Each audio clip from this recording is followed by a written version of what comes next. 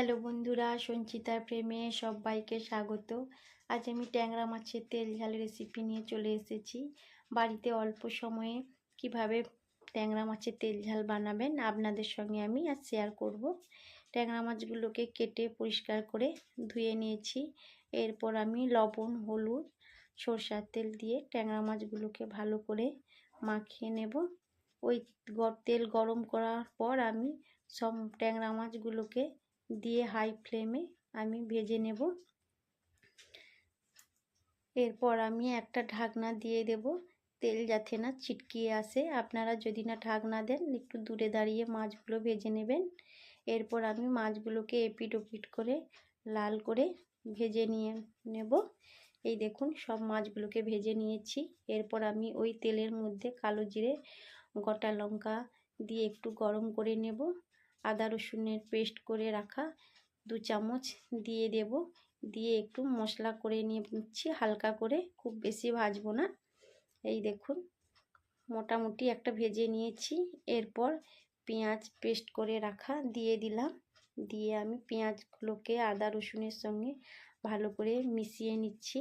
নিয়ে এইরকম একটা হালকা ব্রাউন কালারের চলে আসলে তারপরে আমি এর মধ্যে লঙ্কা গুঁড়ো, হলুদ দিয়ে একটু নাড়াচাড়া করে নেব। এর মধ্যে একটু কাশ্মীরি লঙ্কা গুঁড়ো দিয়ে দেব। আপনারা দিতে পারেন, নাও দিতে পারেন। আমি কাশ্মীরি লঙ্কা অল্প করেই দিয়েছি। এরপর সামান্য একটু জল অ্যাড করব, খুবই সামান্য, মশলা কষানোর জন্য সামান্য একটু জল দিয়ে দেব। দিয়ে দেওয়ার পর আবারও একবার মশলাটা কষিয়ে নেব। তারপর আমি মশলা কষানো হয়ে গেলে এবার আমি ট্যাংরা মাছের তেল ঝালের জন্য বেশি জল দেব না, অল্প করেই জল দিলাম। এরপর আমি ভেজে রাখা মাছগুলোকে দিয়ে দেব।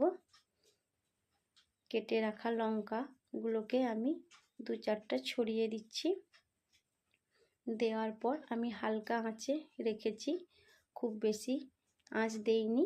এরপর আমি সরষে বাটা 1 চামচ দিয়ে দিলাম।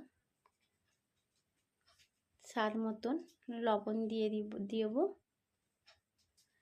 এরপর আমি অল্প করে সরষের তেল দিয়ে দিচ্ছি।